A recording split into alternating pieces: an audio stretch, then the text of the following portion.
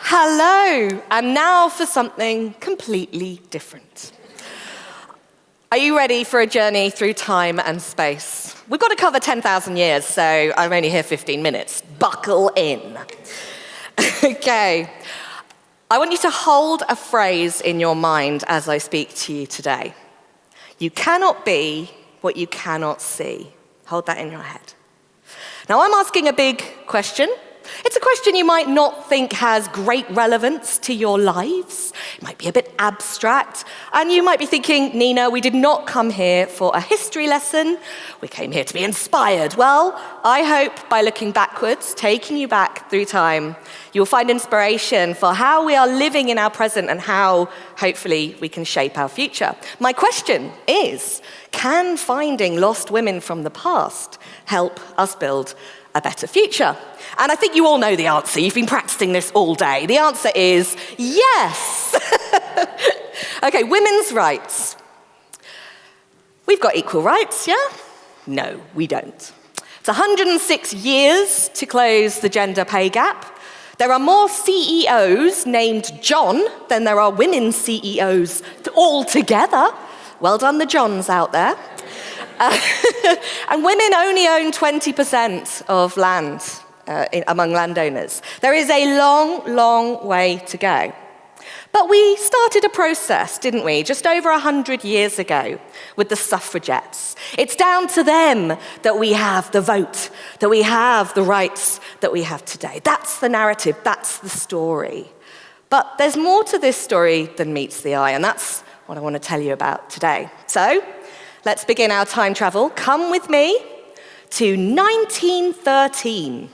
We are at the Epsom Derby. It is the single most important, exciting sporting event of the year.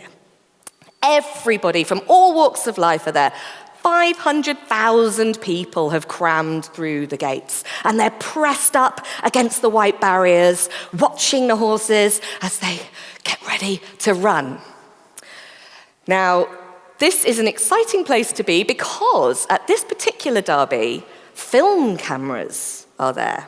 And they are searing these images onto nitrate, which will be spread across the world and shown in cinemas to people globally.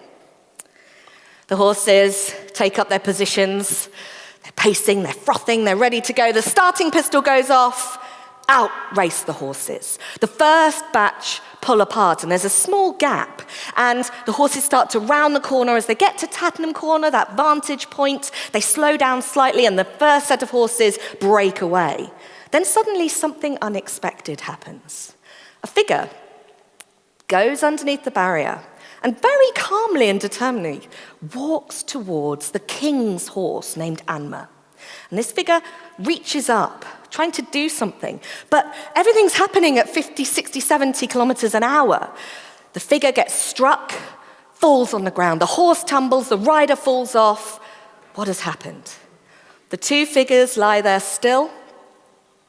The horse gets up and finishes the race, but the rider is unconscious, and this figure you can see here, this woman, she never recovers consciousness. She lies on her hospital bed, dying a few days later.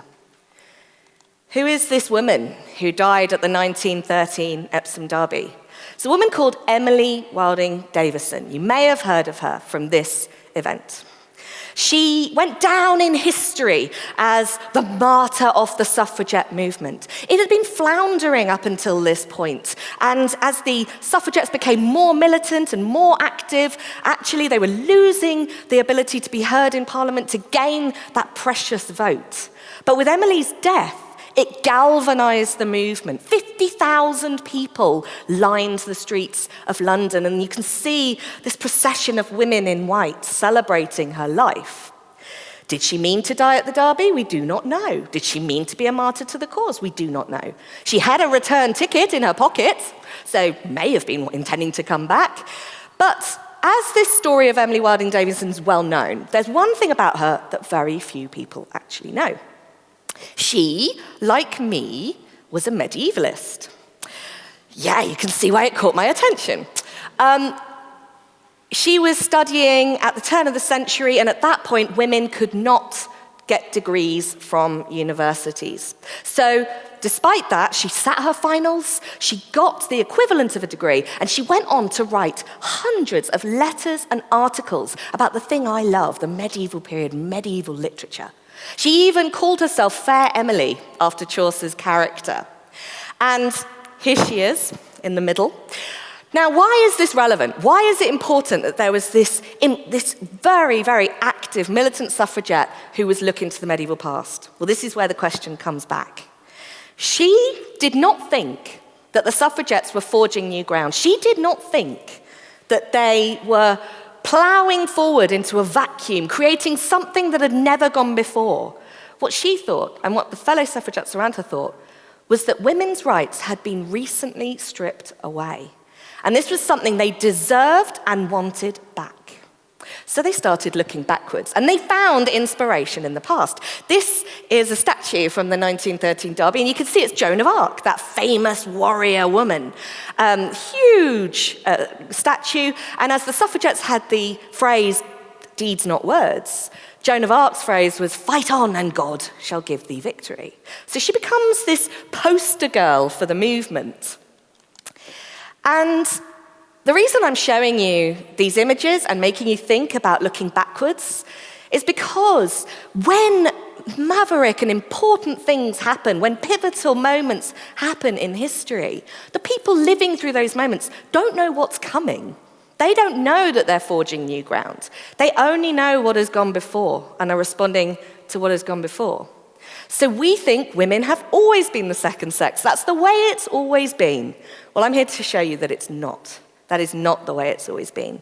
It is recent, and it's part of a sequence of mistruths, misrepresentations that we've been taught over the last few centuries that we really need to challenge going forward. So my own personal story, I loved history. Ever since I can remember, I've been the little nerdy girl going into dusty churches and museums and getting frightfully excited by the things I've seen. But the more I went through school, GCSEs, A-levels, what are you going to do at university? I started to fall out of love with it because every day I'd sit there and be told dates and data. I'd be told about great men who have gone before and fought battles and written treaties and made political decisions. But I kept asking, where am I in this story? I'm of immigrant stock. I'm from working class background. I'm a woman. Where's my story? Where am I in this narrative? So I started to veer away from history. I like literature, I like music, archaeology, finding the many, not the few, tapping in to the imaginative world of the people who've gone before. And slowly but surely I realized, actually, history is the mother subject. Yes, you're not here for a history lecture, but we cannot understand where we're going until we understand how we got there. And so looking backwards can empower us going forwards. And I came back to history as a cultural historian, someone who looks for echoes of the people who've gone before us and tries to understand that those people weren't that different from us. They had the same concerns as us. They loved like us. They needed like us. And we are just them, but further down the line. So what I find really exciting at the moment is that everything's changing about our relationship with the past. Those things that used to be on the edges, social history, women's history, post-colonial history, they were always on the periphery, and they're pushing into the center and changing this relationship. But I want to ask you now to challenge some of your assumptions about how you've been taught history, the way you've been taught it. Because remember, the historians are telling you as much about what matters to them in the present as they are about what they find out about the past. When you need explorers and people to go out across the world and conquer lands, you tell them stories of adventure, and you tell them stories about travel. When you need soldiers to die for king and country, you tell them stories about bravery, about battle. But lots of people get left out of those narratives, including the largest portion, women. Now look at this to begin with, right? I say the word Viking. I know what you're thinking. Down to the fancy dress shop for a horned helmet. Firstly, they didn't wear horned helmets. Sorry to burst that bubble. But secondly, you've got a vision in your mind of big, burly blokes washing up in long ships, conquering everything in their path. This was an idea that was reinforced particularly in the 19th and the 20th century. This idea that Britain can tie itself to its Viking roots because we too are masters of the seas. It's all very much in the interests of the people that were promoting this idea. Look at this image here, typical kind of Victorian idea of the Vikings. Now we know that's not true. We started to probe this idea. Viking culture was so much more. It was trade, it was industry, it was exploration, yes, but it was also about settling, integrating, changing the complexion of the cultures they came across. And I want to tell you about a particular discovery that for me has changed how I see the past and has empowered me going forward. This might not look that interesting to you, but to me, this is gold dust. 100 years ago, an archaeologist, Stolper, started excavating this town in Sweden called Birka. He found 1,000 Viking burials. And among those, the finest, the richest, was this one. It's known as BJ 581, just for the technical terms. In this burial, he found an individual who was buried on a throne, had a mare and a stallion sacrificed and buried at their feet, had a gaming board, the game of Nefertafel, the great Viking kind of strategy game, placed on their lap, and a full armory of weapons around them. Everything, arrows, bows, spears, swords, the works.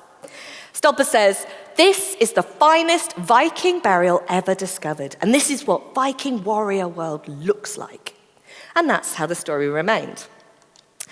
But in 2017, a team at Stockholm started to look at these bones. Again, they're saying, there's something odd here with the hip bone. Let's run the DNA. Technology and science had provided this new set of techniques. The DNA was run. What happened? No Y chromosomes, just 2 X chromosomes. The Birka warrior was the Birka warrior woman. And there was outcry. When we think about how social media can turn on a pin, that's what happened with this discovery. People were writing incredulous, saying women can do lots of things, but they cannot be a Viking warrior. Women can't fight. Women are the weaker sex. How dare you tell me that this is a female in this burial? It was so bad that it actually it caused so many problems for the team behind these discoveries. But the thing about this revelation that the Birka warrior was a woman just leads us to a new set of questions. Because, yes, she has 2 X chromosomes, but how did she appear?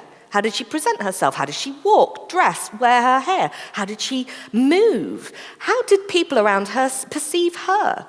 So those things are lost to the sands of time. We won't be able to reconstruct her in her entirety. But by knowing she was there, in this position of being celebrated by her community, that, for me, is inspiring. It's saying, challenge what you've been told.